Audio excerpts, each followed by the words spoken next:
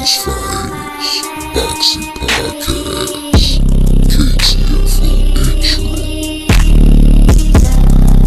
Mr. Carl Cleveland.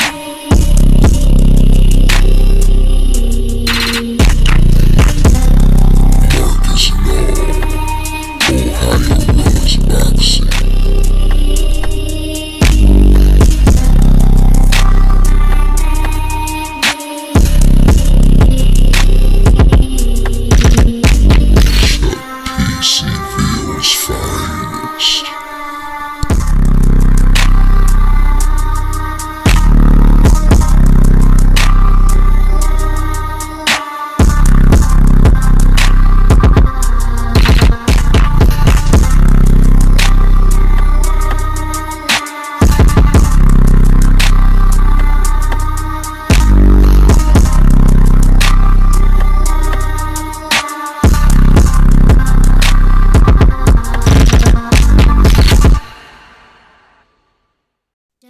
What's good, hard hitters? Chuck P. C-Ville's finest here.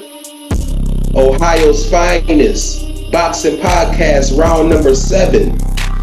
I got my brother Marcus Law with me, Ohio runs boxing. And Mark, we're still missing the third person, bro. We're still missing the but I got good news. I found him. He's doing good, man. He's doing good. I mean, well. I'll put it to you like this. I'll let him explain it himself. Here's a cameo appearance from Mr. Carl Cleveland. What's good, hard hitters? I'm still alive. We put out the bat signal, Chuck. Your boy just had a couple of unfortunate events happen to me and people around me. It's going to cause me to miss these next upcoming shows until one of my employees heals from their injury. So, do got to apologize for missing this. But I'm going to come back. When I come back, I'm going to bring that fire, man. I'm upset that I had to miss my man EJ's his prediction show, but it is what it is. So now that you heard it from Mr. Cleveland, we got some things going on, as we all do. But it'll be good to have him back on for the next show. And you'll be seeing him throughout this show. This ain't the last you've seen of him. Couple more cameo appearances from Mr. Carl Cleveland. Now, let's talk about Errol Spence. Let's get right on into the after party show. But you know what, Mark? But you know what, Mark? Right before we get into it, man, how you doing? How you doing? You doing good? Man, that's a good question, man. That there alone, sometimes, you get chills going up your spine just when people ask you that, because sometimes we don't even ask that, you know what I mean? But I am in a good place right now. Man, I've been this journey with a lot of friends, man, and family right now. I've been having great conversations with them, and they've been opening up, man, just, going through certain things, and I'm blessed to be able to be knowledgeable, to help them, with my advice, and help guide them through certain situations in their life, man. And sometimes you have to reflect on yourself at times too, with what you got going on. But right now, I'm in a cool place, man. I'm in a good place. I'm not good, man. And you know what? Mm-hmm. And like when people go through things,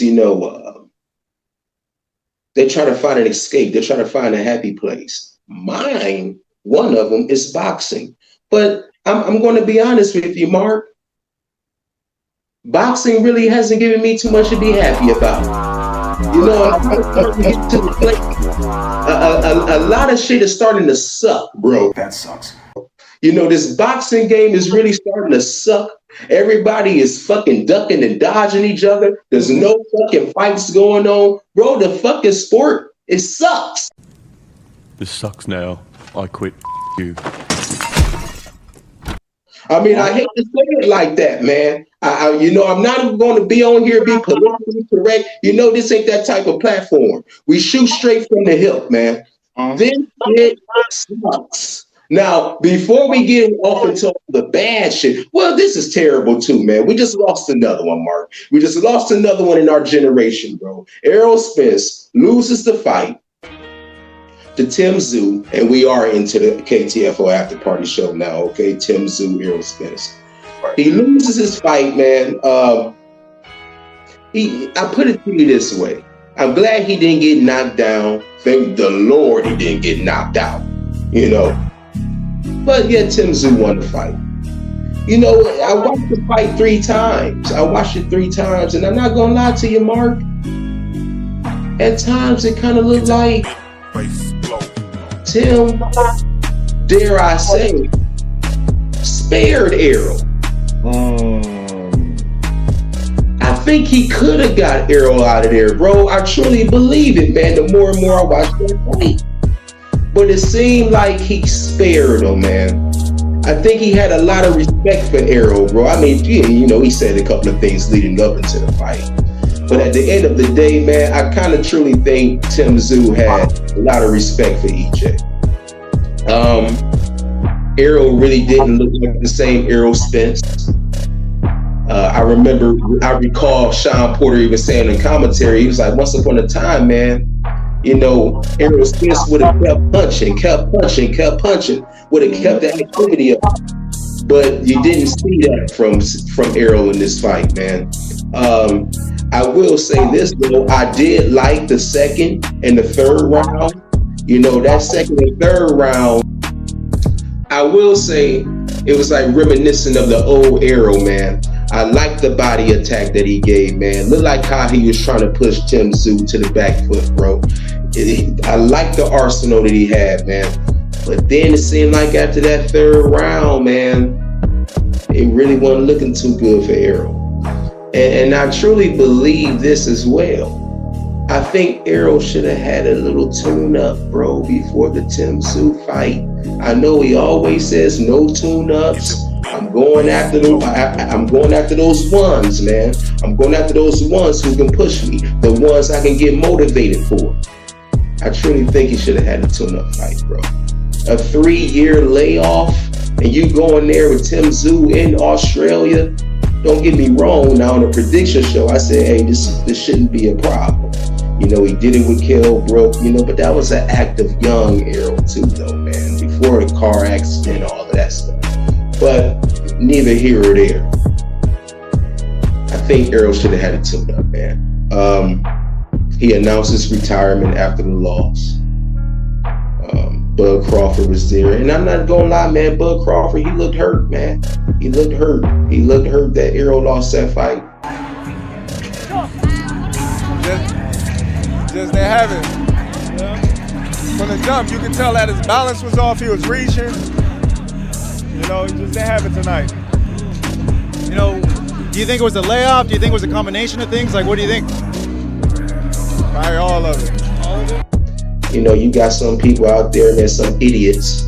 You know, they'll say, oh, man, Bud was there, man, gloating and trying to take the shine from Spence. You know, a lot of these boxing fans, bro, are idiots. You know, they kind of make me want to go away from the sport at times, man. Because, bro, some of the shit that they say, bro, it's like, dude, stop watching. Just stop watching boxing, man. You don't know a goddamn thing. You really don't, bro. Like, I'm kind of on my soapbox today. You know, like, this is not going to probably be the happy-go-lucky Chucky. This is it, world. From now on, no more Mr. Good Guy. You know, I'm kind of pissed on this episode, you know, so if you want that raw, raunchy shit, that's what the fuck you're going to get on this one. But Mark, how did you feel about the fight? How did you feel about Errol announcing his retirement? My perspective is a little different than yours, but that's why we have this panel, man. See, we got great minds that have different opinions. They look at things differently from their perspective. And that's the beautiful thing about having these boxing conversations with knowledgeable guys. I can understand why you said you felt like he should have took a tune-up. But based on what I've seen, based on my analysis, I think he made the right decision, because I personally believe he was hiding. He was hiding this gear that he knew he didn't have no more. So he made that sacrifice to go into a fight knowing that he was not who he used to be. So instead of getting a tune-up, that probably would have exposed him in that tune-up. I personally believe that. You get what I'm saying? but you and many others looking out for his best interest will want him to take a tune-up. You get what I'm saying? So I understand it from that perspective. But I felt like leading up to the Tim, this is just my theory. And I think I've talked to you about this before. I said what was strange was when he was fighting Sebastian, he was supposed to fight Sebastian. They had like 2 postpones. And I'm like, why are they got Sebastian waiting so long? As well, Errol, come and join us right here. Hey, what's going on? You said you would like to fight the winner of this fight. Well, here he is. What do you have to say? Oh, it's time to get it on. He got the big dog now. Let's go. Now, is this your first time seeing him in person? And what do you think about his height? Yeah, it's my first time seeing him in person. I mean, he got a pretty good height, but we'll see. We'll break him down like we always do. Sebastian just go fight somebody and then come back to Errol. And if Errol is the holdup, but they never said what was going on. And they never told us what was going on. And then WBO said that they wasn't going to sanction the bout because Errol not being, active for a year. You remember that, right? They put that out there. And I started scratching my head. I said, well, how is it Manny Pacquiao can be gone for 2 or 3 years and come back and fight for a world title? Like it ain't nothing. They pick and choose this. Klitschko was gone for 2 years and came back and fight for the WBO, So it's like they pick and choose when they want to do this. So what I felt was the WBO was protecting Errol Spence. This is just my theory. Doesn't mean it's facts. I believe they was protecting him because he couldn't get medically approved. So Sebastian went and fought somebody else. If Errol felt like he was ready to fight, he would have fought another dangerous fight. He would have fought somebody else. Why do you now go back into the shadows and say, well, I'll fight when I want to? Nah, something's up, Errol, because you wanted to fight Sebastian. You went back and set for another year after that fight didn't get made. Sebastian went on and fought. This is my theory, Chuck. This is just my theory. He did not get medically approved in the United States, so Australia had to approve him. That's why he picked him, and that's why that was the safe fight. I actually do believe the sparring stories. He didn't have that gear no more. That's why he got hurt before he fought Terrence Crawford in sparring. That gear was gone. What the fuck, y'all? God damn! God damn! God damn! What? Fuck! Fuck! He looked the same way he looked against Terrence Crawford. The same way. That gear. I'm going to tell you when that gear was gone, when he lost his gear against Jordanis Ugas. See, a fighter can win and still decline as he wins. When he got his mouthpiece took out, he turned up. The gear came up. Boom, boom, boom. That's the Errol I know. That was the Errol I knew going into the Crawford fight saying, they're going to be at war. Because you hurt him, he going to turn up. You hurt Crawford, he going to turn up. It's a great battle between these two titans, in my opinion. He lost his gear, but that's why he made that fight still. Because he knew he owed the fans that with Terrence Crawford. He knew his gear was gone. He knew it was gone. He did not have it no more. People can say what they want. This is just my theory, but it makes so much sense. All of it makes sense now to me. It makes sense that he's standing at the weigh-in with Terrence Crawford, looking him in the eye saying, you happy we made this fight? Thank you for making this fight happen. No, you ain't got to thank me either. I can thank each other. We're going to make history, basically. And make fight. Why is he so adamant about the fight being made? It's like he was making a sacrifice. I personally believe he knew he was going to lose. What the fuck, y'all? God damn! God damn! God damn!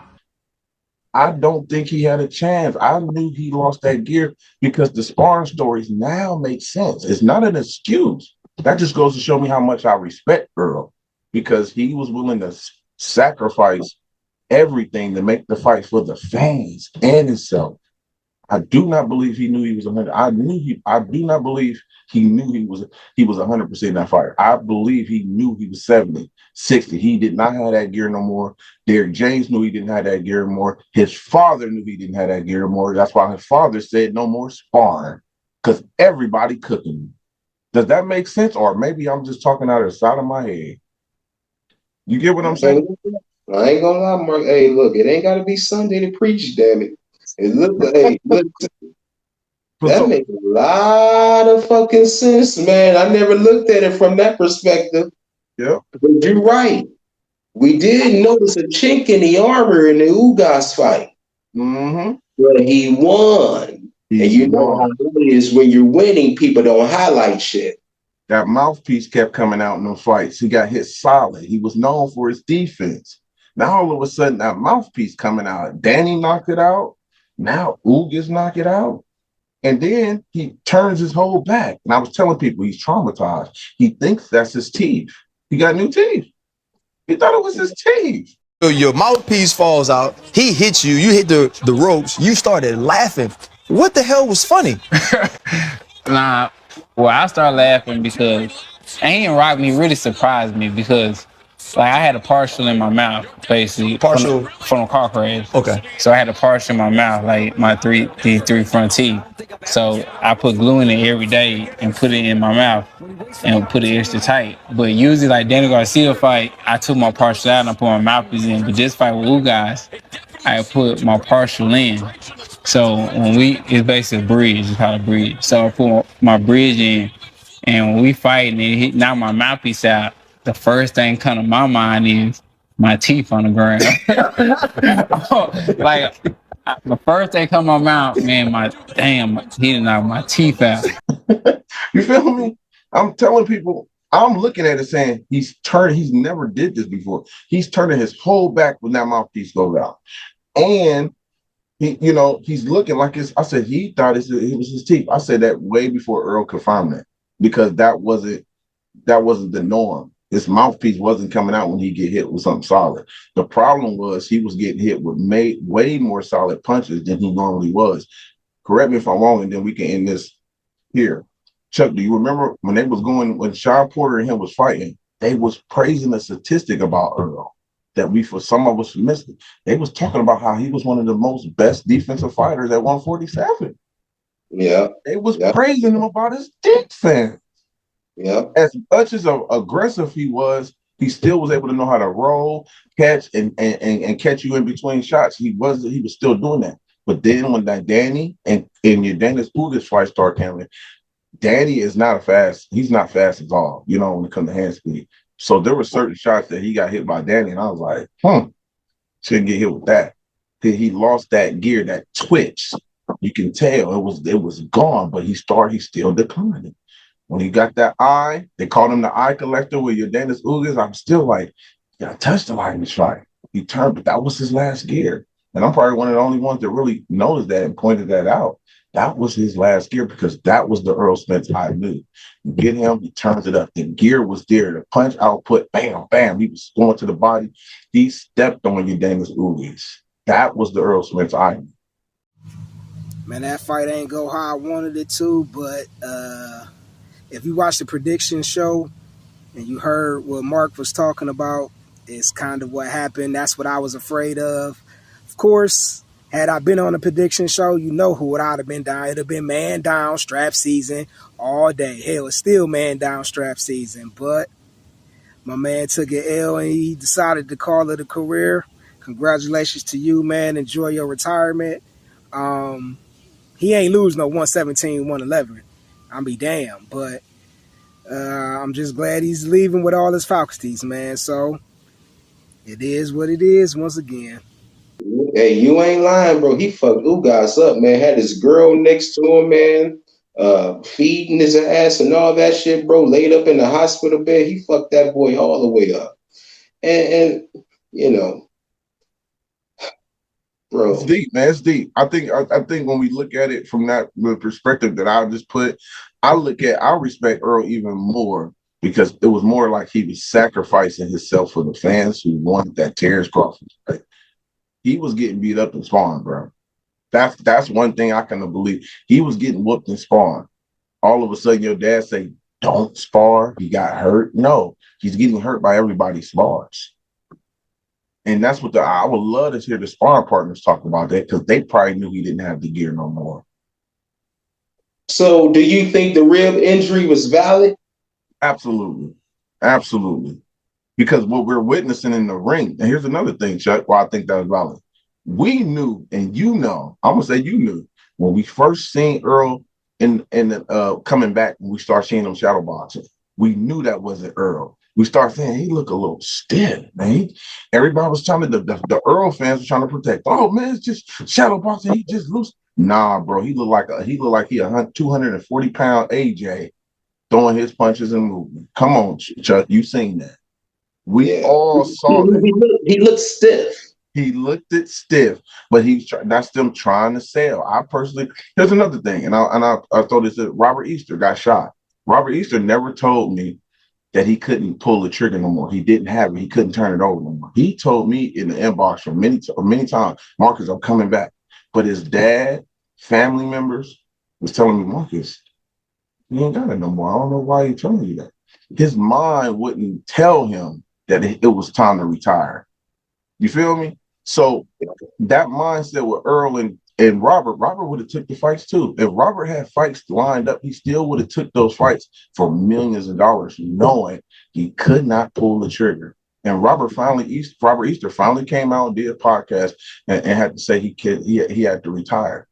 But he kept that a secret because he probably wanted to be in the same position Errol Spence was in, where you can make millions of dollars, you know you can't pull the trigger no more. But who's gonna turn that down?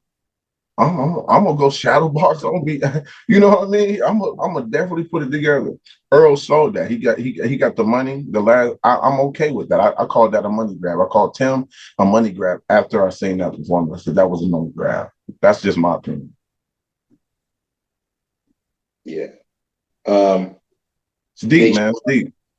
Yeah, big shout out to Errol, man. Big shout out to Errol. Bro, I hate we lost that one, man. Like that was a guy, bro, that damn it. And if you go back 7 years up to now, and me covering Errol, man, from the Mikey Garcia fight and all fun. He was fun. He brought a lot of entertainment, man. He was the buzz. Him and Crawford buzz was so good for boxing. Another thing too, when I defended him, I don't know if you saw my post, but I defended him on the Hall of Fame. I'm big on title defenses. Bro, you can't get 3 title defenses out of these guys. They're jumping up classes, they win fight, they go up. Earl reigned for 7 the title defenses, bro. He was the man. I used to tell people this all the time. You know, I picked Crawford. I was always team Crawford. But I was telling them, Crawford is pound for pound best because he's moving up weight classes, dominating. Errol is the best 147 pounder because he's been there and he's proved that. He's got 3 belts. So you can be the best pound for pound fighter against the best 147 pounder. He's been there. You got to beat him to say you the best. Can't just say you the best. You got to beat the guy, and that's what Crawford did. So he reigned. It was them 7 title defenses. It's huge to me. He beat some great names. I think he's a Hall of Fame. That's just me. I hope he makes the Hall of Fame. You know, I just appreciate everything he brought to the table, man. You know, not ducking any smoke.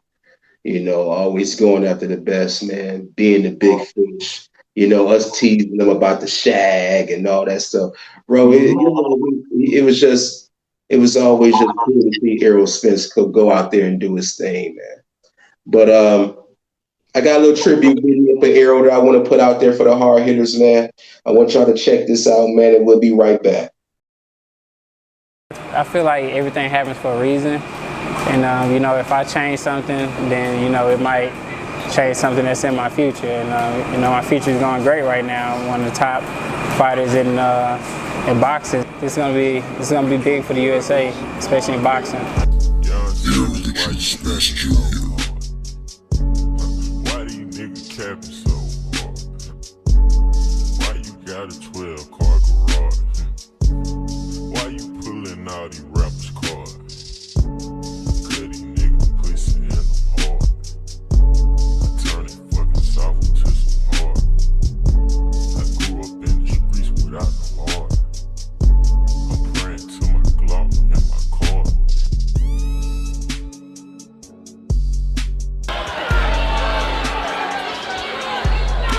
Going nice to the body. On those lines and circles in the Wickerback gym, but Spence Jr. and his team. Oh, big shots from Errol Spence Jr. Kelbrook hurt there, let's not forget who's had much more success in the last few minutes. Oh, Kelbrook's hurt here, and he's down in the tail of the coronation. Kelbrook tottering all over the ring. Bad bitch with me, she's so thick, I don't even need a pill. I'm gonna go quietly into the good night. Ninth grade, I was knocking niggas out. Nigga like Holyfield. Spence has him on the ropes. 10 seconds and that's it. Ninth grade, I was knocking niggas out. Nigga like Holyfield. Schedule for 10. Nice left hand knocks down Charles. And all these niggas play like they tough till a nigga get killed. This one is over. Hold on and good. Domination. Sometimes a one solid shot will do it, and you can get your guy reeling and follow up. That's what Spence did there. He comes right to Alush this time. 4 shots to the head, and a back solution to a corner again. And there was a great left hand.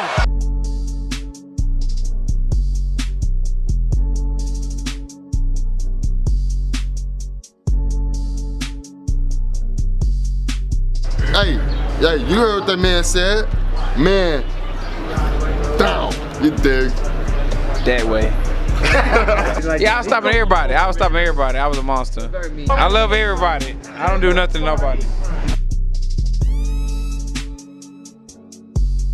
What you talking about? I knew he was gonna be here. And you knew I was gonna pull up. That's why I came. Did you know I was gonna pull up? Oh God, I knew he was gonna be here. Where is he at? Where you at? Did you know I got a text message, nigga, from 3 o'clock? And you got a FaceTime for me and you didn't answer. I don't know your number.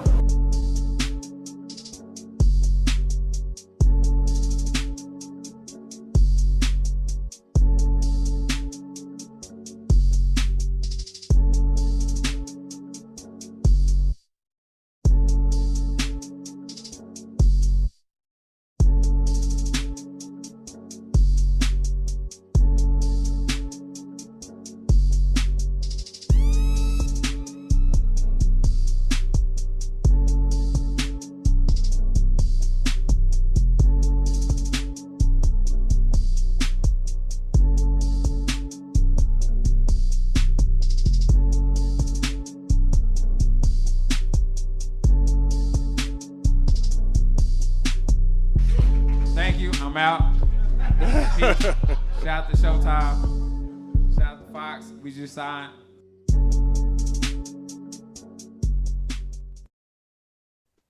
All right, hard hitters, we back. You know, we had just got done talking about Errol Spence, but hey, you know, EJ's still a promoter. You know, from what I understand, he still got Frank Martin under him.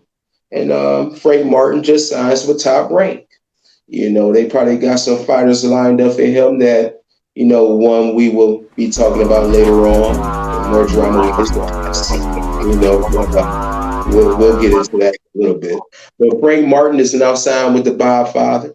And big shout out to Devin Haney, man. Big shout out to the Haneys. DHP signing with the Zone. You know, that's a big move, man. Bill Haney, man, making big moves for Dev, man. Making big moves, man. So I'm not mad at that. What do you think about that, man? What do you think about Frank Martin with Ty Rank and DHP signing with the Zone? I think it's a good move for Frank Martin. I think my thing is they're gonna give him a welcome Top Rank fight where he gets to look good. Or do they throw him in with just, you know, Keyshawn or any other names that they got at 140? You know what I mean? Who knows? I mean, for us. Well, they definitely don't want to put him in there with no Abdullah coming up to 140. If Abdullah's thinking about moving up too, but that's something you don't want to do right now. You don't want to destroy the guy early. You want to pull out the red carpet for the brother. You know what I mean? So you would think Frank Martin at least deserve a welcome fight. Like, damn, don't sign him and throw his ass straight to the wolves, man. Right, and Abdullah probably got 1 or 2 fights left at 135, so I don't think he even entertaining that. But Frank Martin is a good stable. I think they're signing a guy that's a good stable. He you know, had a draw with Nasir you know, outright, and that was a good fight, you know, so I would like to see that again, you know what I mean? So who knows if they're gonna try to put that back on the scene. Yeah. S is welcome back fight. That would be crazy. That would be interesting. I like them. Okay. Now, what about the Haneys and DHP in the zone? It was confused. It's a good deal, I guess, but to me, why did it take him to get a purse bid to come for them to announce, hey, we signed with the zone? Like, when was y'all going to announce this, and why did it take so long for y'all to say it was the zone? I like it. I just think his representatives, whoever the zone is, have to get him fights. He shouldn't have this many negotiations going on and nobody ain't signing the fight. That's just ridiculous to me. But I'm happy he got his paper. You know, at the end of the day, get your paper. But now I'm a fight fan. Who you fighting? I don't care what you make. Now, we might have a little verbal spar with this one, Mark. Okay. We've seen Bud Crawford. Okay. Okay. He's back in the gym now. Talk to him. Yeah. Today was a new day. En Spanish. Okay. So, hoy trabajamos sparring con el Bud. Yo la verdad que siempre lo he respetado, pero no quería que me pateara el culo. Pero sí, thank you, Bud. Thank you for telling me. What did he say? I say, today is a different day. Yeah, a different day for you. Yeah. My day is normal, regular, but thank you. Appreciate it. He ready though. He ready. But I ain't going that many rounds. Yeah, but you know what I mean? He going 9 rounds, 10 rounds. You know what I mean? Yeah, but he ready. I gotta get him fresh. You know what I mean? Until he warm up. I don't want him warm when he with me. Listen. But we have the last sparring in Roma, right? Yeah. This is the second. Yeah. So we need the three. No. Why not? We leaving 50-50. I'm done. Right. He's sparring Lester Martinez, getting Lester Martinez ready for his next fight. All right. Mm-hmm. Now we got all these people coming out, and I believe I saw a post you put out yourself saying that you believe 85% that Bud is coming back. Okay. Well, I said on your show a couple months ago. I said that on your show a couple months ago. Yeah, you did. But goddamn it, I'm here to say this. Bud ain't coming back. I ain't never coming back. Okay? Let it go. Let the shit go. He's a fucking world-class athlete. Just because you see him in the gym working out doesn't mean he's coming back. Okay? He's not going to get fat. All right? Yeah, I know he's a retired fighter. He just wants to stay in shape. That's all he wants to do, people. Please relax, okay? Now, I know a lot of people saying, man, he's sure going all out. He going all out for him to just be staying in shape. Well, goddamn it, that's Bud Crawford. He been going all out his whole fucking career, okay? Listen, please. But you know what? At the end of the day, I appreciate this because it just shows how much you miss him. And it shows how much boxing sucks now and we need him. You know, he's just staying in shape. That's it. Mm-hmm. Now, Mark, I know you feel the way you feel, bro. I'm going to let you go ahead and take the flow now. You know what I'm saying? I done damn near had a fucking aneurysm explaining what I think is going on with Bud.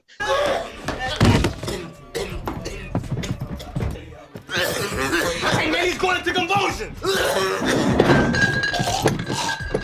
he ain't breathing. Hey, he's foaming out the mouth, man. Trust me, if I had the feeling that Bud was coming back, bro, I will be out there with the rest of y'all saying, thank you, God. Thank you, boxing God. He's back. But damn it, I just think he's staying in shape. But go ahead, Mark. No. I said that because a close source to him told me that. That's the only reason why, because I never even thought there's no need to come back. We're not even having no back and forth on it because I agree with everything you said. I think, but the bug in my ear is it's up under him. You know, it's private conversations. Does something spark your interest sometimes to make you come back out of retirement? We done seen it too many times where these fighters, we think they good and and all of a sudden they come back. But we also got 2 good examples recently in our era that walked away and never came back. That's Andre Ward, Sean Porter. You know, those guys did not come back no matter what the offer was. You know what I mean? Might have entertained it. Ward might have entertained talk with Jake and everything, but they're good financially. You know what I mean? Those are guys that really, really good financial, make some great investments outside the box and don't have to do it. And I think Terrence Crawford is in that clique with those three guys. So that's the tough part where I don't think he will come back. But I think if it's they say if it's 100 million, 150, who knows? But I just think you playing with science. You're getting older. You're getting older. You know what I mean? Your twitch ain't where it used to be. You don't want to be that old fighter that you get whooped on, and everybody is going to look at that as that's the same Terrence Crawford we seen against Errol. The same Terrence Crawford we seen in Sean Ward. Nah, it's a different version. You know, I'm a Dragon Ball Z. We got levels. You know what I'm saying? Is to go even further beyond.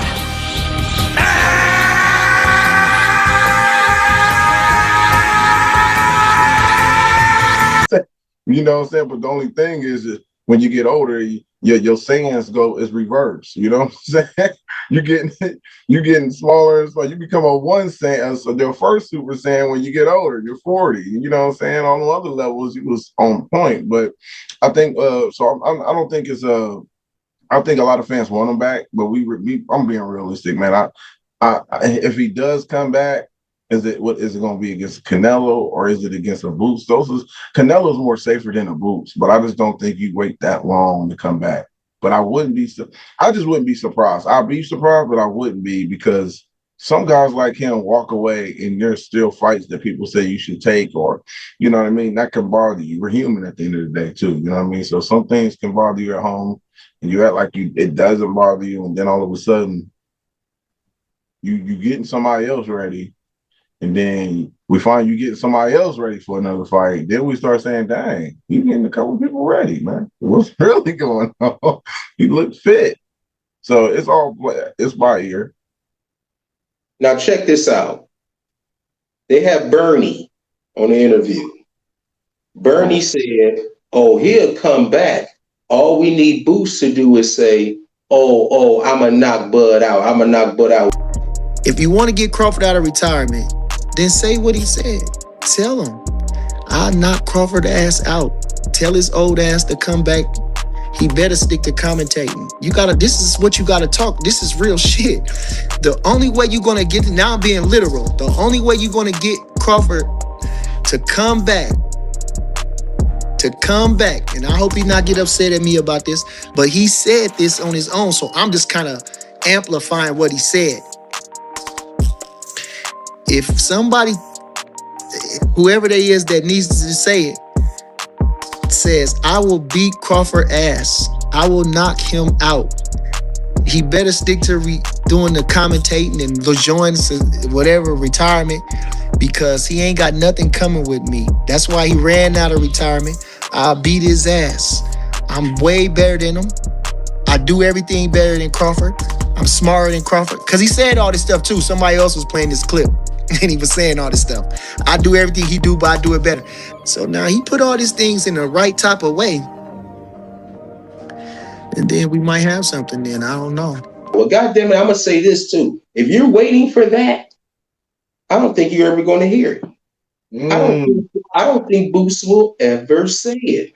If you notice, the past couple of interviews Boots has had, and they asked him about Bud, what has he been saying? We ain't talking about no retired fighter. Boots, you were on the show with Gilly, and he mentioned a bunch of names and just said, are they going to be easy work or not? You said easy work to everybody, including Terrence Crawford. Obviously he's had comments to Gilly about saying, that he tried to make a fight with you. You were too young at the time. That's what your team said. Do you think any of this talk gets to a point where you get him to come out of retirement and face you? Oh, he didn't care about that. Oh, he retired, so that's what he's doing right now. He in retirement, he chilling, so we'll see. If he come out, we'll see. We ain't talking about no retired fight. Let him stay retired. We ain't talking about no retired fight. You got damn right. And leave it that way. Keep that same energy. Because If you even utter those words, then maybe that would be the red button that we were looking for to push.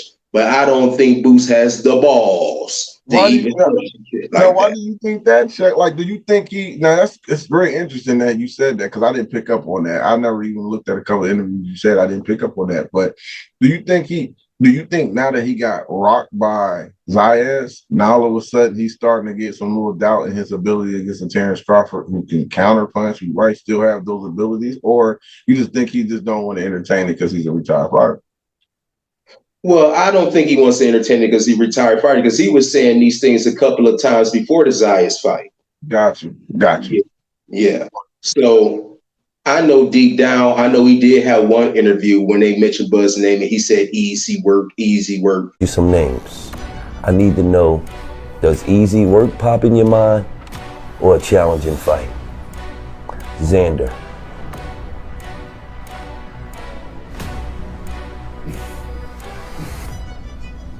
Easy work. Charlo. Easy work. Fedor. Easy work. Errol Spence. Easy work.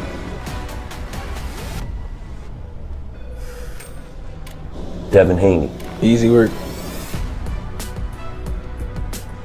Terrence Bud Crawford. Easy work. But yeah, bro, you're supposed to say that after the previous 5 fighters you said would be easy work. You might as well end it off and say Bud would be easy work. But you know deep down that you cannot be no fucking Bud Crawford. Okay, if you could, then go ahead, man. Go ahead and say it out your mouth. I want Bud Crawford, and I'm gonna knock his ass out. And let me tell you something. Don't hold your breath for too long because it ain't gonna happen. Okay, so we could get that shit out of our head. Bud Crawford is just staying in shape, y'all. He's done. Let me ask you something. If Bud does decide to come back, let's just say he does decide to come back, and he does say, "I'm gonna fight Boots." Will you try to make it to that fight, my brother? Not just hypothetical. No, because to me, bro, it's pointless. What does he get out of fighting Boots, bro? What does he get? Bragging rights? Boots doesn't have anything to offer. He got belts. What are you talking? He's a former champ. He's a champ now. He got some accolades now that you can beat that fighter, especially while he's still young. You can take it's almost like a Floyd Mayweather Canelo thing. Floyd beat Canelo. It's he was green. Canelo started whooping people. He started collecting accolades, and it made Floyd look that much better. So that's what I'm looking at from that. Here's the thing, though, Mark. By the time Boots collects all those accolades to where I feel he's worthy of the fight, bro, Bud gonna be way too old then, man. But see, look, here's the thing. I get what you're saying, but just look at it from this standpoint. Bud is a guy that like to collect belts. Boots got 2. He might go into Josh Kelly fight. That's 3 belts at 154. That only if Bud goes back and beat Boots and get 3 straps. I ain't gonna say just cutting down the weight because I still like going backwards. I don't like that. But if he got belts, man, you go and he ain't even gotta fight for the belts. But Mark, here's my thing. If he does fight Boots now and beats his ass, what are they going to say? Boots didn't even do that much. What, he had one big fight against Xander? No, I'm with you on that. But see, that's the thing. This is why you fight guys who still got titles, because it goes into the former champion. I be the former champion. Y'all can say what y'all want, but I be the former champion. I didn't like the fight for Crawford when Boots was saying his name and didn't win nothing. Boots was calling him out before he was almost 30-0. He didn't even get a world title yet. He talking about he can fight. He want Boots. He want Crawford. No, you have to become something. Get a strap. Beat somebody, and then that fight will go into play. So my thing is now he got too many fights for one, and he doesn't have a strong resume. That's one thing about Boots. But now he's starting to collect those belts, and I think it's a more accomplished fighter than beating that Boots who didn't have a belt. That's the only thing. But you making it like he just gonna cook him, and I think it'll be a competitive fight. But while it lasted, but I still have a problem. Oh, he'll have moments. He'll have moments. But once that goddamn chin get hit, it's over. Bud still the best finisher.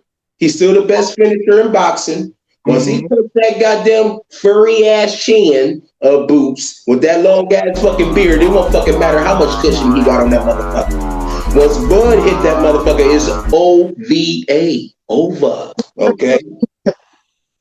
Now, I am going to say this though, okay? I'm not trying to take anything away from Boots, but I've always said this. He was one generation behind. Just like when Floyd left, everybody was talking about Thurman.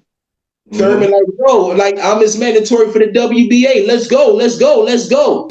And then they politically took the position away from me by elevating him up to the super champion, which made it so that he was no longer obligated to any mandatories. And now I'm currently the WBA super champion of the world. So, you know, to me, the real purpose of holding the super champion, once when I studied the industry and understood politically what this belt and what that belt means, to me, the real purpose of having the super champ is to do things like this and have a unification bout. Because when a fighter has two belts, he's supposed to have two mandatories. Now that means that you don't really get to pick the fight that you want anymore, because now you're getting this mandatory thrown upon you from this federation, and you got this mandatory thrown on you from another federation, and then it's less for you to do what you want to do for your career. So by the WBA creating that super title, that allowed Floyd to really only focus on one mandatory, which was the WBC, if he wants to take it or not, and it gave him way more room to move his career the way that he wanted to move it. And because he was able to do that, one thing that he was not presented with, one thing that nobody had to get in his face and ask him about was, how do you feel about Keith One-Time Thurman, who is your #1 mandatory challenger in the WBA? Dude, you're just a generation behind, and that's fine. That's fine. Let people have a fantasy fight. Let people say, "Oh, what would have happened if Boots would have fought Bud?" Let that shit. Let's just leave it at that. He's just a generation behind. I didn't like it, honestly, bro. I didn't like it when they were talking about Thurman versus Boots. I hated that shit, bro. I didn't want to see that, bro. That's another generation. I wanted Boots to mix it up with the Rashidi Ellises of the world, with the Virgil Ortizes of the world. That's his gen. You know what I'm saying? Leave that 2012 gen alone. That's how I felt about it, bro. Now I know if anybody wants to see it, and if it's still able to happen, then of course people will want to see it. But unfortunately, hard hitters, he's one generation behind. The fight will never happen. So please, I'm begging you, please.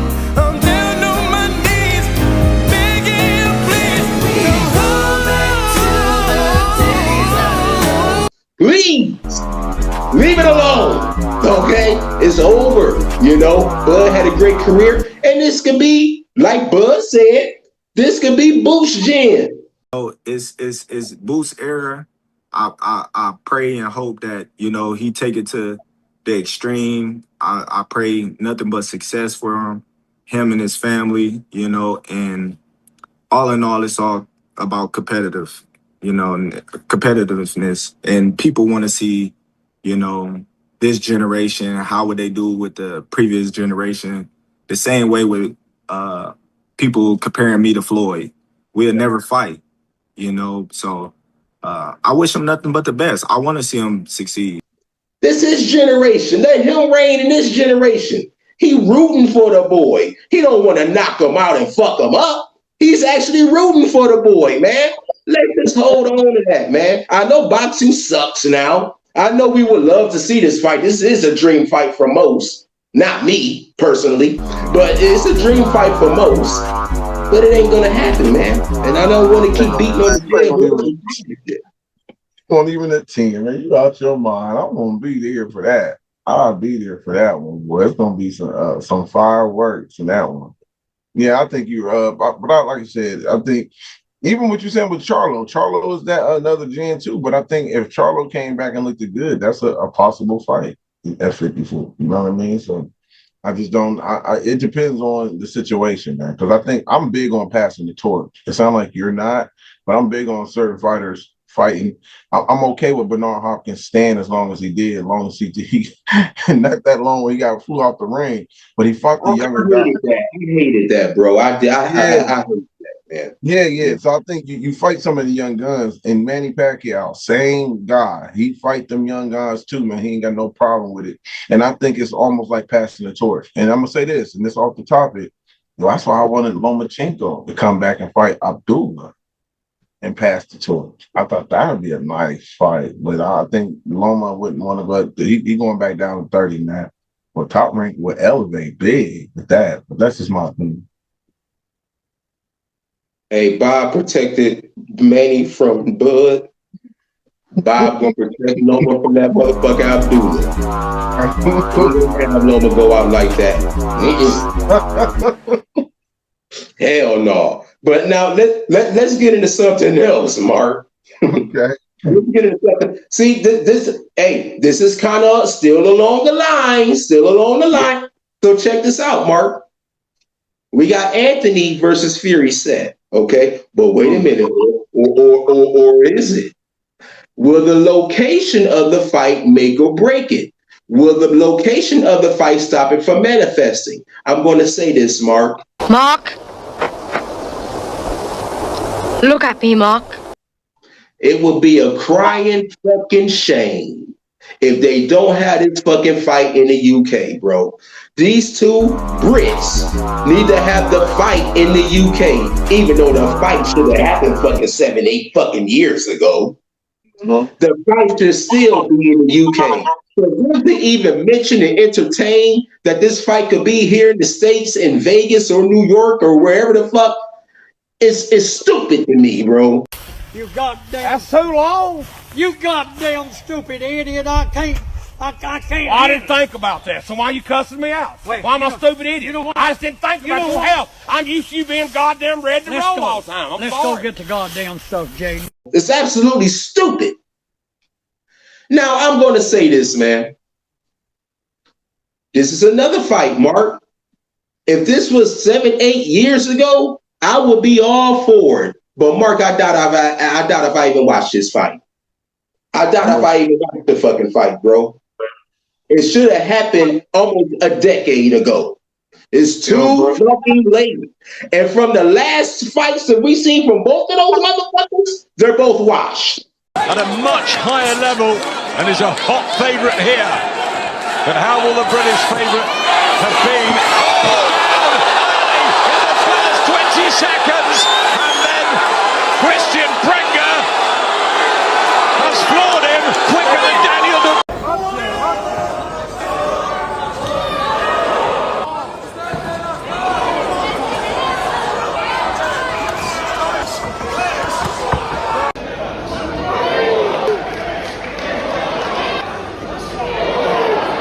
They're both wash fighters, bro. I don't want to see two big ass wash fighters go in and fight, bro. I don't. And another thing I want to say too, bro. Another thing I want to say. Go ahead, man. If we could truly be honest, who gives a fuck about that fight here in the States, bro? Who really gives a fuck about that fight? You're probably going to have more international people in Vegas than the actual Americans there watching the fight. Who cares about that fight, dude? It doesn't move me. It doesn't make my fucking dick hard. It doesn't. I want to shoot you so bad. My dick's hard. I don't know. I think about it, bro. It's a money. It's a money grab, man. I don't think I'll be watching that. I'm with you 100%, Chuck. Your passion and how you just explained it is how I feel, bro. It's like, why now? And then y'all gave them short showcase fights where they looked it horrible. It's one of the worst build-ups to boxing I've seen in a long time, where you got these two guys looking the way they look going into and they supposed to fight each other. Well, Mark, you're right. You got that right. Yeah, there were showcase fights, all right? They showed how washed they are. And it showed to me that there's no reason for me to even watch it. Let me Fuck this fight, bro. And let me give you another example with two Brits that waited too long. You know them very well. Kell Brook and Amir Khan. Oh my God. Oh my God. Bro, that fight was almost 20 years in the making. And when we got that, look at what we got. It's his patience. There's a right hand from Kell Brook. And a right, short right does damage. Everything was tallied up and finished so strong in those last 30 seconds. I've yet to see a reaction from a punch from Amir Khan to Kell Brook. They're leading up. And finally now he gets his chance to put it to him. That was the worst Samir performance I ever seen in my life. Bunny running around, bunny hopping and shit. I said, what the fuck is Amir doing? Yeah. I'm glad Kell Brook won the fight. I had a prediction show for that fight years ago. You know, one thing is though, they're gonna get it. They're gonna get it. Tell them they're gonna get that fight no matter what. All the fight fans in Britain and across the world want to see it. It's a great rivalry. We'll fill Wembley. It's a massive fight. All they have to do is phone my promoter Eddie, and it's very easily to be made. Kell Brook versus Amir Khan. KTFO prediction show number 89. Chuck P. C-Ville's finest. What's up to all my hard hitters out there, man? So we finally get this fight after 10 plus years. Special K Kell Brook versus Amir Khan.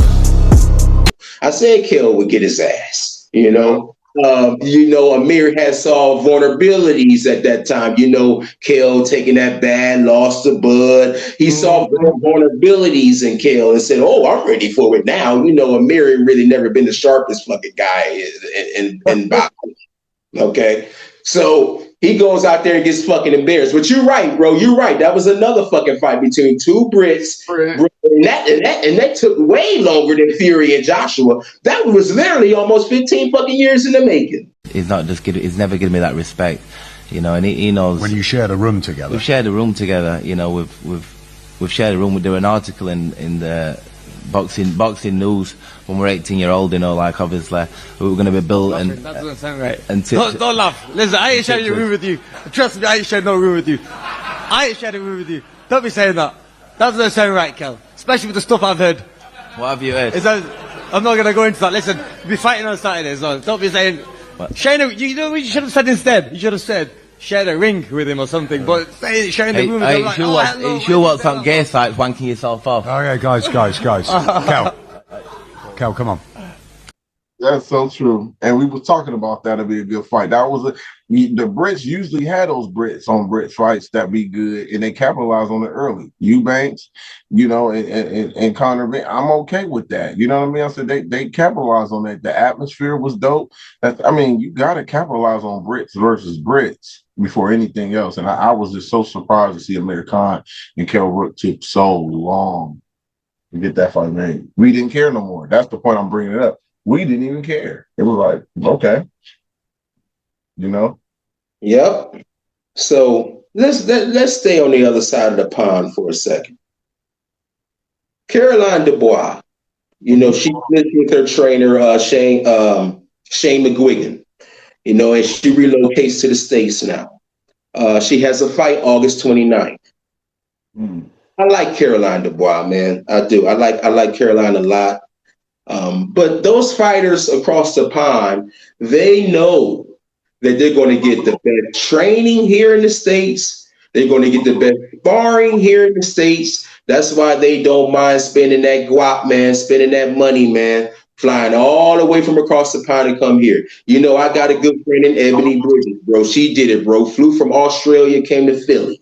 Was training with Bozy. You know what I'm saying? So they know they're going to get the best training here. So I don't blame Caroline Dubois for leaving Shane McGuigan and coming here to the States to do what the fuck she got to do. I'm just really, really hoping that our fellow Ohioan, Alicia Baumgartner, goes out there and gives us a good fight against Caroline, man. Like, what the fuck is the holdup? What's the problem, man? Let's make that fight, Well, what do you think about that, Mark? You don't have a nemesis, and that goes back to Alicia. When Carolina start coming, you should be happy. You got a nemesis Floyd had a nemesis with Manny Pacquiao, Tyson Holyfield, Bud Crawford, Errol Spence. That is you need your. I always say this all the time, Chuck. Great movies, man. You movie heads. Really, really great movies have great villains. That's a fact. If you don't have a great villain, you don't have a great movie. That's a fact. So these nemesis, y'all have to build each other up to get the bag. You don't try. It kills me when I hear them say, "Oh, I don't know who they is. Who have they fought? They ain't fought nobody." But the moment it's a nobody that's in the game fighting, y'all run to them. Y'all want to run fight the nobodies. Y'all feel like it's easy to beat. But when it's somebody that look like they got some heat, who has he bought? Who has he beat? Who is he? But now what? Like no. Like, what is going on? It's just contradicting. I think Alicia and Caroline, women's boxing is not that big. They don't have that many stables. You can become a world champion in your fourth fight. You know this, Chuck. You can cover it. So it ain't like they got to go be built all the way up to 16, 17, and 0 and then fight for a world title. You know what I mean? Caroline and Alicia, you have already become undisputed at 130. You have entertained fighting at a bigger weight class against Clarissa. And now you crying about going to 135, 5 pounds up where Carolina is? Like, what are we talking about here? You know what I mean? You can't entertain one, and then when it's a makeable fight, when somebody calling you out, oh, I'm at 130. See, that's the problem. It's like, how many fights are you going to keep fighting where people are just looking at you like, who is this girl? Especially if you ain't knocking them out. That's the problem. It's like, if you can build your brand, knocking out these people that we really don't know, and you putting this danger out there, that's cool. But if you avoiding smoke to take on guys or females that you just going a distance with, your stock is going down a little bit, regardless. That's how I feel. Your stock is going down a little bit. You got some smoke over here. You need to start mentioning her name too and build that thing up. They need to be fighting next year. That's it. They need to be fighting next year.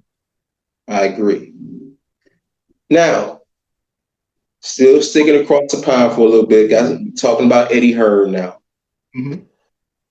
Eddie and Jake Paul, they have kissed and made up now. Okay, so now they're having a partnership to promote the women even more than they've been promoted, which I'm not mad at. I'm not mad at. You know, the irony is, hell, they were the only two who were pushing the women any fucking way.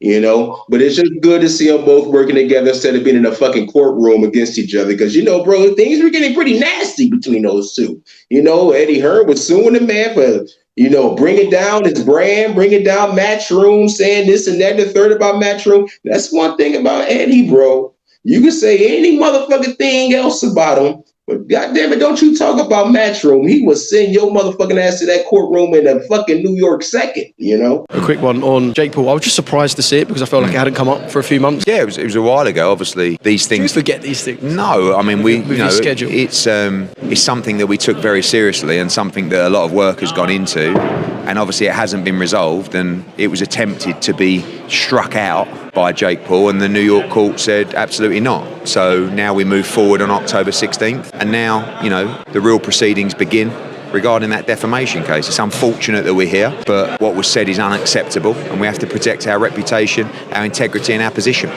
So they kissed and made up, they patched things up, they're having a partnership now, and they're trying to help the women. So not mad at that at all, man. Mark, you got any thoughts on that before we take a break? I need to take a break, bro. I got to get my blood pressure down, man, because all this ducking and all this, Bud's coming back to fight, and Boots will be Bud's ass. You know, it's starting to just fuck with me now. You know, I got to relax. That's so funny, man. No, I don't really have too much. Man, you got anything you got to say about Eddie and Jake? Nah. I don't have nothing to say. I think it's, you know, them coming to. Hold on, you said they're going to court together, or are they working together? I thought they were working together. They're coming together. No, they're now working together, bro. But they were in court against each other. Yeah. So I think it's gonna be different. I think that this is Jake. You know, pulling the strings too, trying to get other fighters to come work with him in MVP, man. I think they're doing a phenomenal job when it comes to the females and bringing more entertainment with the MMA and stuff like that. They're doing a great job, man. So you got to put your pride aside and start making these fights, man, at the end of the day. So I hope this is a sign for all of them. Start waking up saying, hey, you know, we got to get stuff done, especially with DAZN taking most of them. Yeah, and who knows? DAZN, to me, they look like they moving in the way where they signing fighters and gonna kick all the promotional companies off their brand, off their platform. That's how it look. I'm just saying, Chuck. Come on, man. That's a fact. Well, with all that being said, man, you know, I'm going to just take a little break now, y'all. You know, take a little break, take a little pause for the cause. You know what I'm saying? Try to get back to being happy-go-lucky Chucky. You know, I think I done got it all out now, Mark, you know. But, hey, no hard hitters. We're going to take a quick break, and we're going to be right back. Oh, beat the out you. All right, man, chill. You're talking about scooting down? It's crazy. I never called a 147, 154 fighter to come up to 168 and miss weight 7 pounds heavier to fight guys. What are you talking about, bro? I do what I want to fought do. David Benavidez, his younger brother, for that 147 with the distance. What the f*** you talking about? What the f*** you talking about? You couldn't knock him out. So why the f*** you think you're gonna knock me out? You fought a guy who came from 147. Who the f*** have you knocked out? Who the f*** have you knocked out? And you come up to 168. I fought David Benavidez. You was my undercard. And I had you sitting next to me and I was showing you love, you little girl, okay? And then you went 7 pounds heavier to fight this dude and you went the distance, bro. And you're telling me, you're trying to say, I fight a guy who I knocked out, who I knocked out. To knock you out. You a hoe. All right, hard hitters, we're back. You know, and speaking of people going the fuck off, you just saw the video between Jamal Charlo and Demetrius Andrade cussing each other out for like the fucking 100th time. Okay? Bro, what are they gonna do? And you know what? Hold on. Just when I thought I had calmed down, it's starting to come back again, Mark. I'm so fucking disappointed in Jamal Charlo. I'm so fucking disappointed in cool boy Steph Stephen Fulton as well. So that motherfucker to sit up there and not only miss weight, but miss weight by that much, bro. That was just a blatant slap to the face to everybody, dude. What the fuck is wrong with you? What, you just wanted to take a trip to Australia, bro? Is that what it was? Is that you never had been to Australia? You just want to just take a break and go to Australia? Is that what it was, cool boy? But because for you to miss weight by that much, bro, you didn't never even fucking plan to fight. I'm very fucking disappointed in cool boy stuff. And Jamal Charlo with the fucking visa issues. Dude, I'm just so fucking sick and tired of this shit.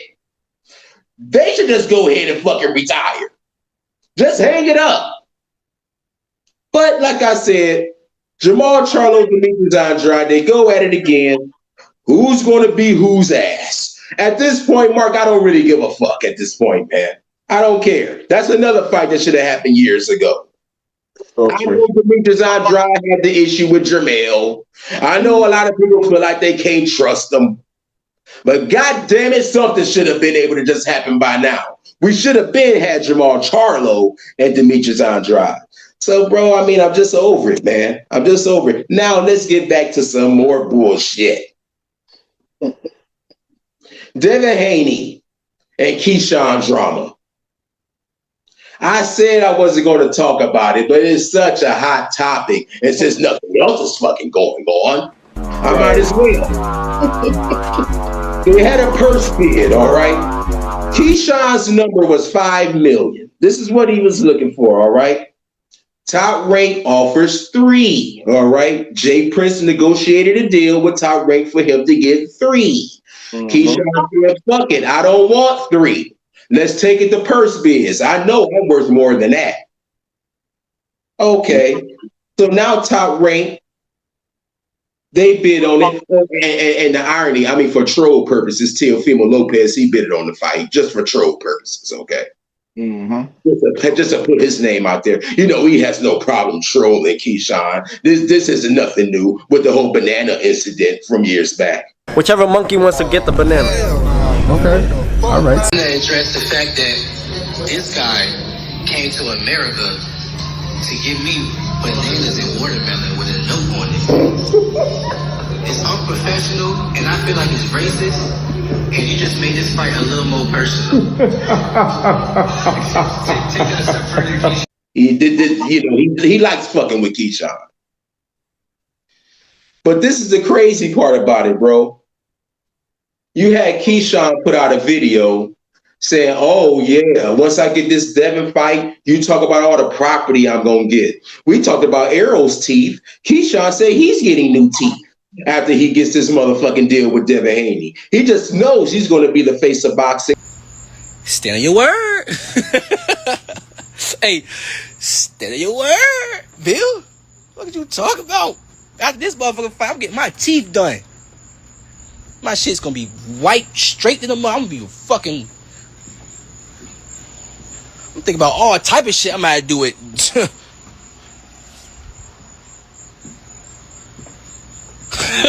After this asshole, I'm thinking about all type of cribs and land and stocks and cars and vacations, all type of shit I'm about to do. After I beat Cuz ass, I'm on the face of the box.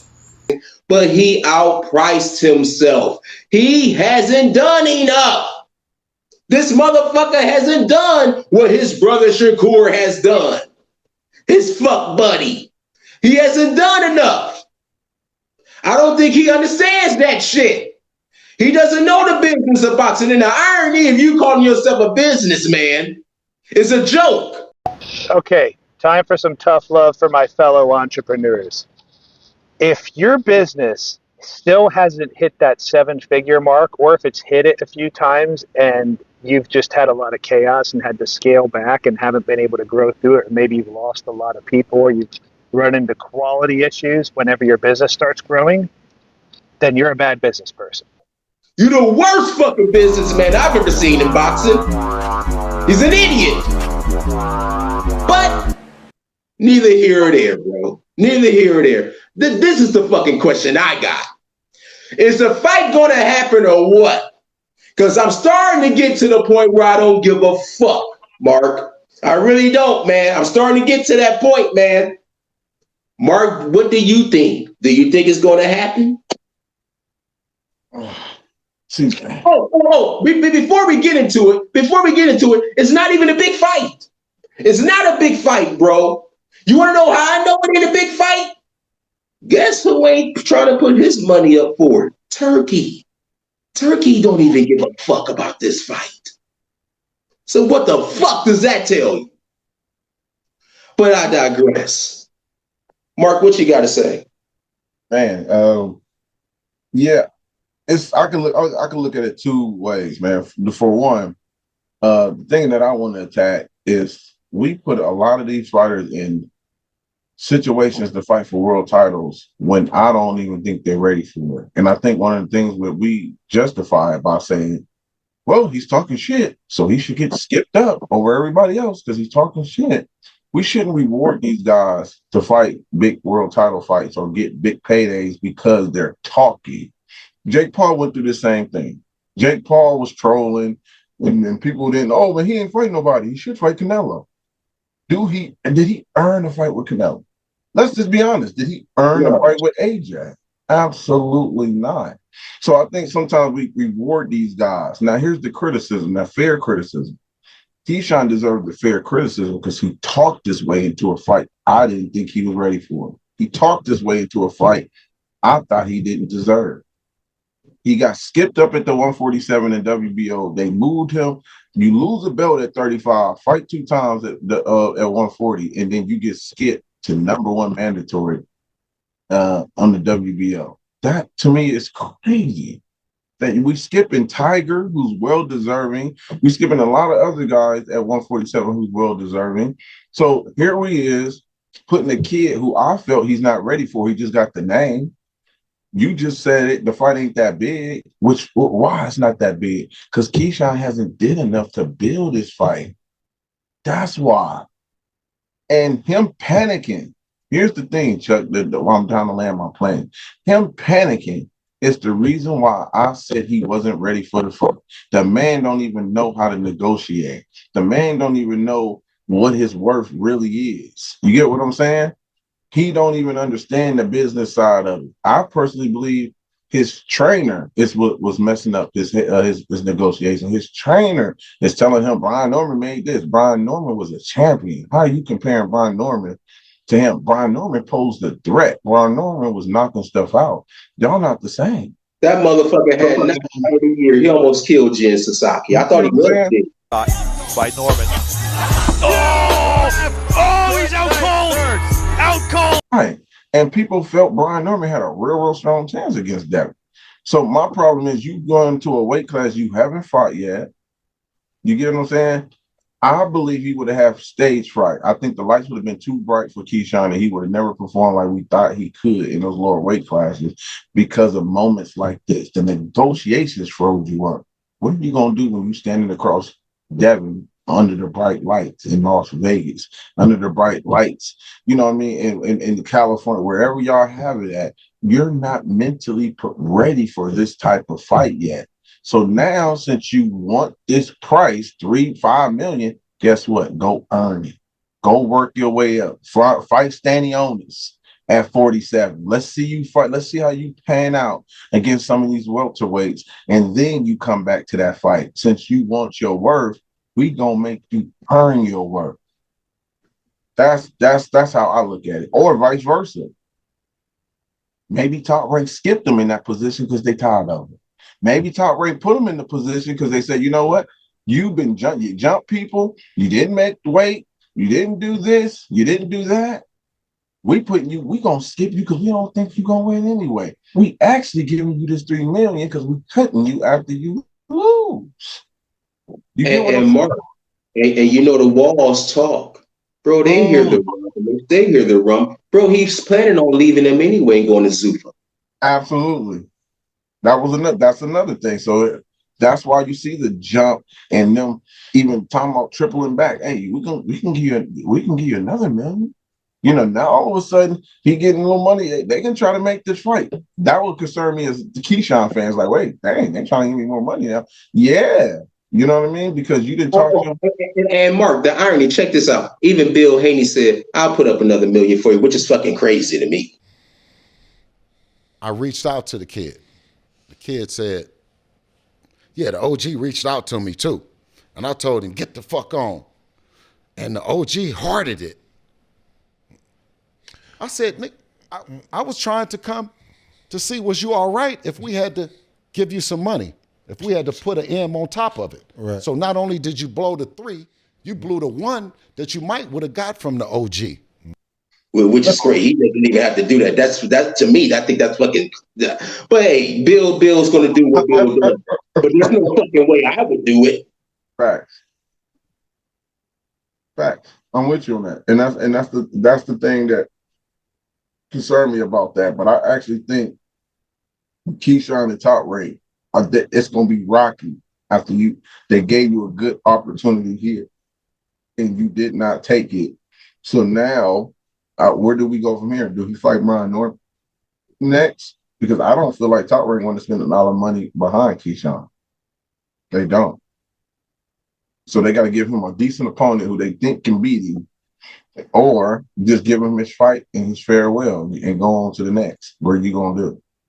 You know what I mean? Because that's one thing about a promotional company. When they feel like you lose weight, you don't make weight on the scale, and you say certain things, and you start entertaining other promotional companies, they will position you and try to get you beat. Floyd Mayweather, Tank Davis. You remember this, Chuck? As soon as Chuck and Tank and Floyd start having problems, here goes Floyd on TV talking about, we talked to Top Rank, we talking about setting up the Lomachenko fight. All of a sudden, the Lomachenko fight getting brought up because you and Tank having issues. This goes on in every promotional company. You get the promoter mad, all of a sudden we start seeing big name fights with fighters who might not even be ready for them. So that's all I'm saying. That's the reason. I'm not just throwing that out there. I've seen that happen. That's all. Hey, look at Oscar De La Hoya with Ryan Garcia and Tank. Mm-hmm. Now, even though deep down, Oscar, he kept telling that boy, don't take this fight. Stop, don't do it. But when Ryan and Oscar got the beefing and clashing and clash, I know Oscar said, well, goddamn it, go ahead and take it. And don't look for me at your fucking post press because me and B-Hop getting the fuck out of here and having a session. Facts. All right, Mark, let's take another break, man. Hopefully I could calm down this time. Hey, all y'all Haney dick riders, all y'all Haney supporters, y'all don't even know this stole on me and ran. Cause the sweet for real. He really not like that. Is sweet for real, bro. The was scared. They jumped me for nothing. Stole on me and took off running, man, cause the sweet for real. Ain't really like that for real, man. Y'all calling this Debo and shit, man. Ain't like that for real, bro. Tell that send me a contract. I'll fight that October 3rd. Send a contract. I won't be able to calm down, bro. I got enough.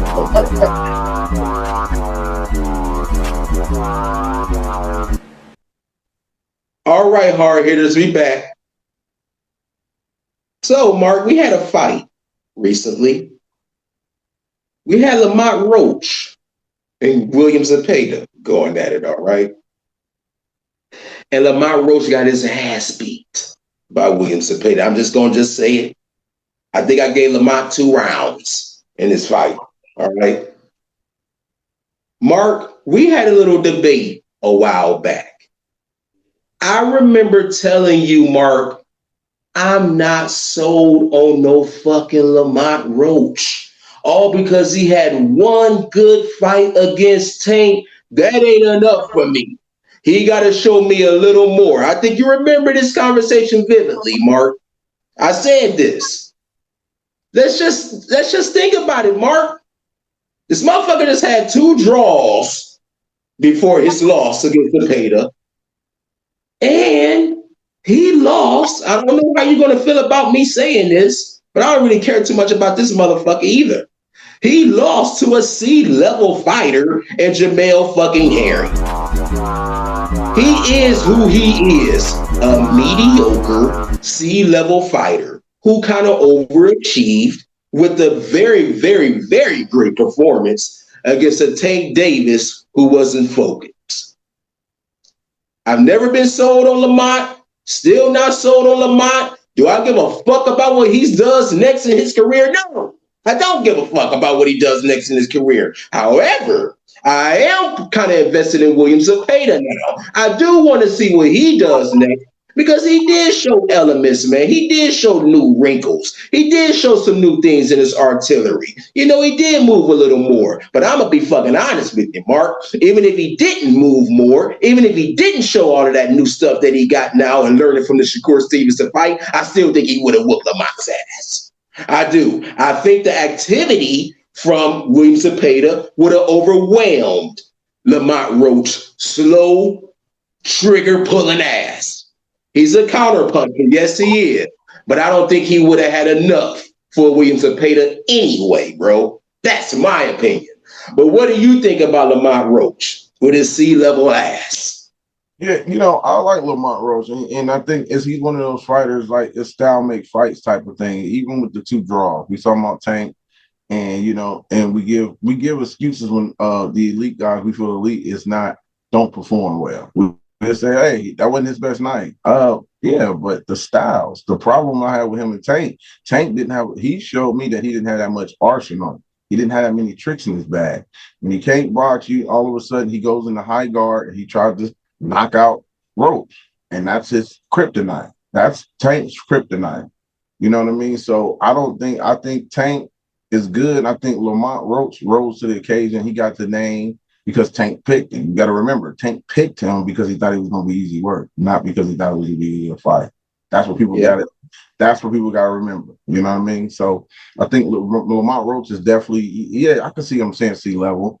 But I always go by how you lose fights too. Him and Pitbull, he made that fight a lot closer than it could have been. I think there were times he was boxing, he looked good. He was winning convincingly.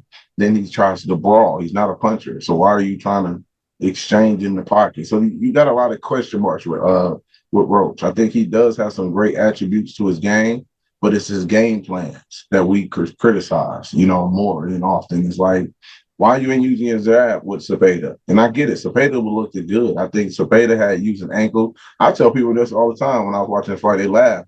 I said, the man looked like a Lomachenko. I swear to God, the man looked like a Lomachenko with the feet work training. I said, I didn't see this. I didn't even know his feet work was that good. You know, I saw a different element. Yeah, they went back to the drawing boards and they did. You know, he fought Shakur differently. But that's why you don't give up on certain fighters so fast. You know what I'm saying? Let's see if they make some adjustments. The problem with Lamont is we keep giving him chances and chances to get these fights, and we're not seeing him capitalize on the adjustments that we think he can make.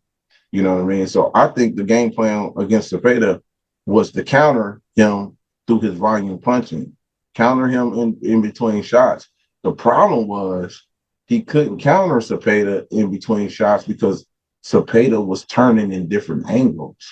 That was the problem. That was the problem I seen. Was like, okay, he got off the first, second round where he was doing good. But when Cepeda got in rhythm and start going to the body, then he would back up and he bounced. And then it would throw Lamont off from even trying to counter him. He froze Lamont up with the angles. And I think that was the part of his game. They went in game planning against his counterattack, and I think that was great on Cepeda and his team, man. So shout out to them. But I will say this: Cepeda better stay away from that counter puncher who's more athletic, who hits harder. That guy from Cleveland. He will never stand a chance against that young bull right there. He will never stand. I think if they do give a unification, well, Abdullah, if they go into it right away, Abdullah gonna take that strap. You better go home and have a hometown fight right now and celebrate with your people before you give it up. Because I feel like Cepeda. Now, Mark, you know that goddamn Oscar De La Hoya ain't in no rush for that. He gonna milk the fuck. He's gonna milk the fuck out of William Cepeda as long as he can, bro, before he gets thrown to the slaughter. He gonna have, bro. We gonna be wondering, damn, Cepeda, when you gonna try to unify? How many mandatories you gotta fight? God damn. You know who he gonna try to unify? He gonna try to set it up if Schofield wins. That's the unify because they on the same side of the fence. Exactly. In-house. Yeah. Exactly. That's the only one. Yep.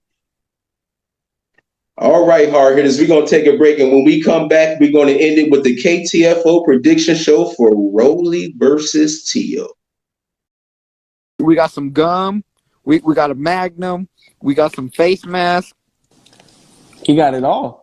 All you need a Magnum, bro. You're a fucking. You need one of those ones. You know what I mean? But, you're the one that's named Tiny Dick Teo, bro. No, I'm Long Dick Lopez. What you mean? No, you're right about that one though, because like, why do I need a condom, bro? Because, bro, I'm Raw Dog Rolly. What is it that people don't want to see you shine? What's the reason? Man, I don't even know. You're undefeated. You're a world champion. Cute as fuck. Agree to disagree. I'm cute as fuck. Agree to disagree. I'm cute as fuck. I let the people know. Yeah. I'm cute as fuck. Right, so, sir, I'm cuter than you. Hold on. I'm way cuter than you. Hold on. Back to the question. Back to the question. All right, what's I want Teofimo Lopez next. Fuck Gervonta Davis. But 100 million. 40 Lamborghini? And 40 Lamborghini. 40 Lamborghini. Rolly Romero and Teofimo Lopez used to be good friends. Now this August 22nd, they will be better enemies.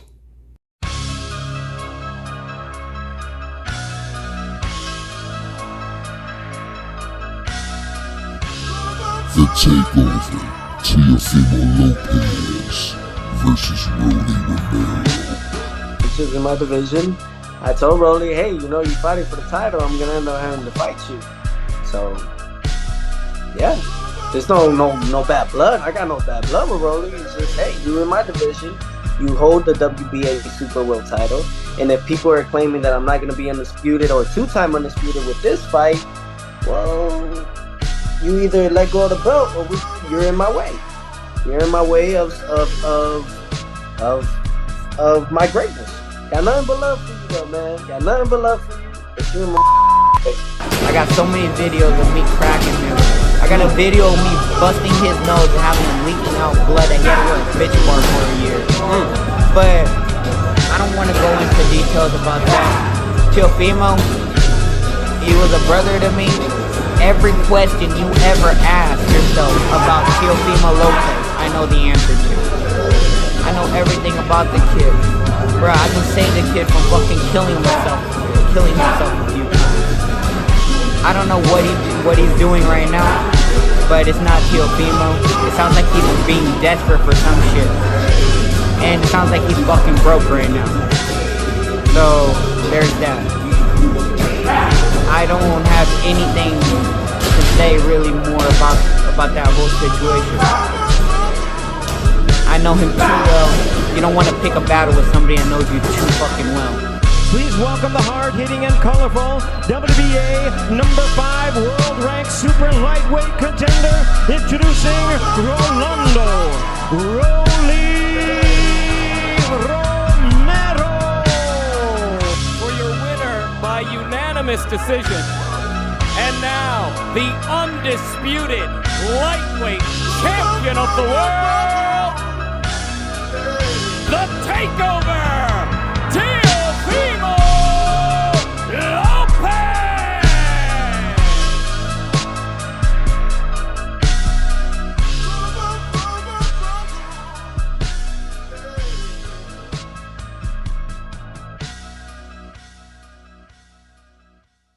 All right, hard hitters, we back. KTFO prediction showtime. Teofimo Lopez versus Rolly Romero. Wow. I'll tell you what, Mark, boxing is a motherfucker. You had a guy in Teo who just got his ass handed to him by Shakur Stevenson and walks right into another title fight. But before we give our predictions, let Mr. Carl Cleveland come back for another cameo appearance and let him give his prediction for the fight. Yeah, I know I said that Teo would never be world champion again after that ass whooping he took from Shakur, but Mark told me some dudes he could beat during that damn show, and I don't know if we named Rolly, but Rolly is one of the dudes he can't beat. If he don't beat Rolly, I'm actually going to be disappointed in Teo. As much as I don't like his ass, he should win this fight. Unless Rolly decides to prove me wrong. He's been too inactive. And yeah, man, Teo, surprisingly, shockingly. All right, hard hitters, you heard Mr. Cleveland. He's going with Teo, and I can understand why. Definitely. Let me give you my take on this, okay?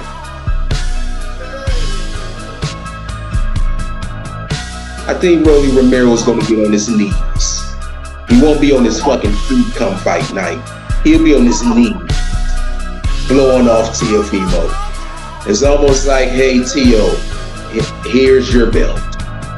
This is how I feel about it, bro. Seriously. Now, I know we kind of shitted on him leading into the Ryan Garcia fight, and we know he pulled the rabbit out of his ass and put Ryan on his, you know, and won the fight. But the thing is, bro, him and Teo like this, man. Him and Teo like this. Bro, it ain't in his heart to go out there and hurt Teo. Now, on the other hand, I don't think Teo mind hurting Rolly.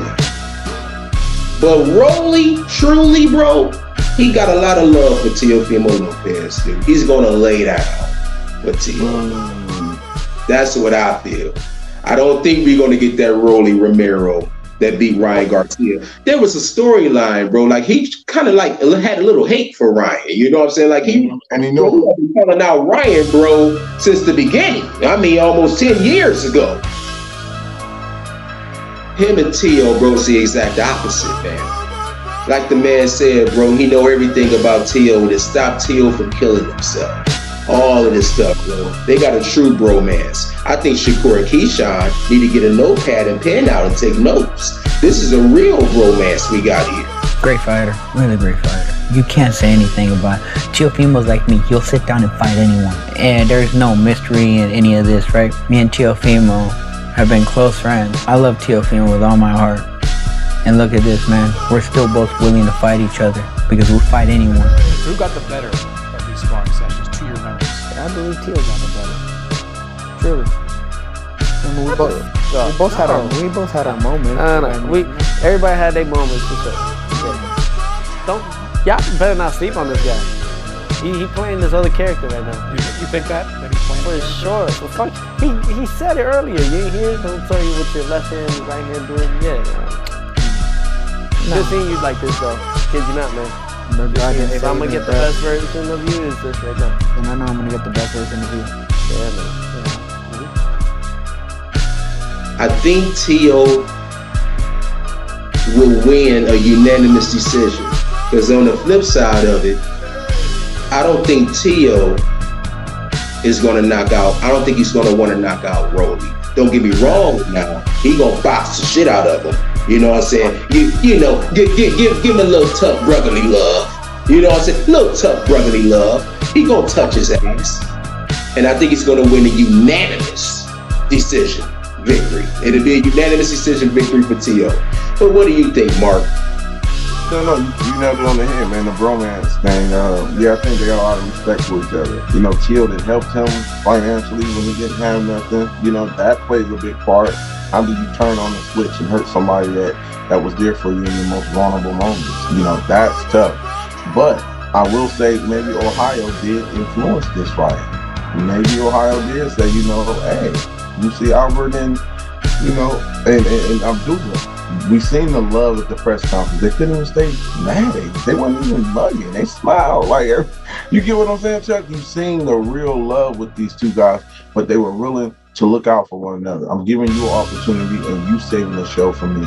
You get what I'm saying? So, you know, and maybe that's part of the reason why that fight carried a little bit longer too, where Abdullah could have just jumped on him a little earlier than he did. You know, who knows?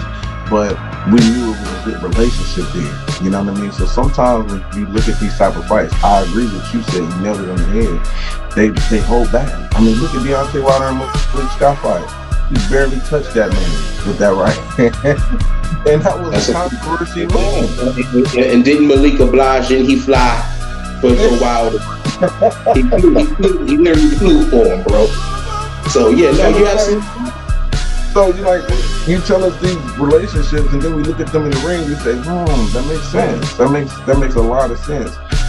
You know, so that's the problem. I have with it, but I think Teo will win it by unanimous too. You better get unanimous. I don't think he is trying to knock out Rolly. And I think he knows he's better than Rolly. So this is just a money fight, and Rolly probably know that. You know, Rolly is like, hey, I'm getting the bread. You know what I mean? So. But I think Teo definitely wins this fight. You know what I mean? He's gonna win it. Now I got people picking against him because of what happened in his previous fight. That's what says stalemate fights, man. You can't go off. But he fights Shakur, and now he fight Rolly. You like, yeah, I'm picking Rolly. Stop it. You know what I mean? Like, we gotta look at the styles, not just what wins they're coming off with. You know what I mean? Barrios, I thought Barrios was the worst welterweight in the last 20 years. You know what I'm saying? I picked Julian Dongo beats him. I think Dongo beats Barrios. You know what I'm saying? So Barrios is the only one that got elevated in boxing and had 2 draws. He never defended the title at the WBC. He got 2 back-to-back draws. You know, with Manny and then I think it was Amos. I think it was Amos on Jake Paul's card. But yeah, exactly. So that's you can't really go off that. So that's what I'm saying. But yeah, I like Teo. I love Teo in this fight. I think he wins this fight. And yeah, so it'll be entertaining for a little bit. What you think? Do you think he stop him or decision? I think it's decision. I think Teo wins by decision. And they probably gonna go get something to eat after it's over with. That's a fact, bro. That's a fact. So there you have it, hard hitters. And you know that's the show. That's the show, bro. Let's chime in that music. I think I need a drink, Mark. You know, after doing this. I told you over the phone I wasn't going to let my boy play football.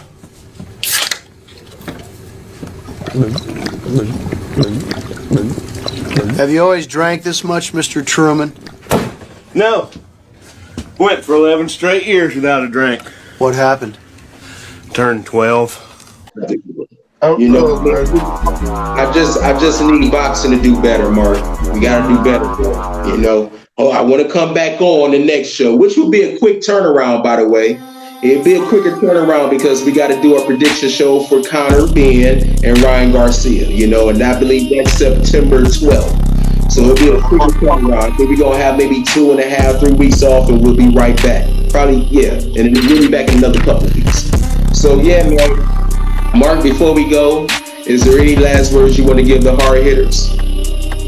No, man. Always, man. Thank y'all for tuning in and listening to our breakdowns, man. We really appreciate y'all coming in and just hearing our takes, man. And I hope I'm a storyteller. I like to paint the picture sometimes when I come to my predictions. So I hope y'all enjoy that from my perspective. And yeah, y'all can find me on Ohio Runs Boxing on Instagram, Facebook, even TikTok. You know what I mean? So me breaking down the fighters from my area, the state as a whole, and I also talk boxing all around. So yeah, just follow me. I truly appreciate you, Mark, and you know, for all the hard hitters out there, you know, probably for like the past 2 to 3 years, you know, you've been seeing a little reserved Chuck P. C-Ville's finest. But I tell you what, if boxing keeps this shit up, Chuck P. C-Ville's finest will be another villain. You're right. You know what, Mark? You're right. There needs to be good villains, even in the podcasting world. If boxing keeps this shit up, I'm going to be on boxing's ass. I am. So clean up. Get your fucking act together, boxing, or I'm on your ass, man. I'm on your ass. And hopefully the next show, we can get Mr. Cleveland back on, man. You know, this cameo shit, it was all right. It was cool, but it wasn't heat. We need that heat back. Mr. Cleveland, bring your ass back.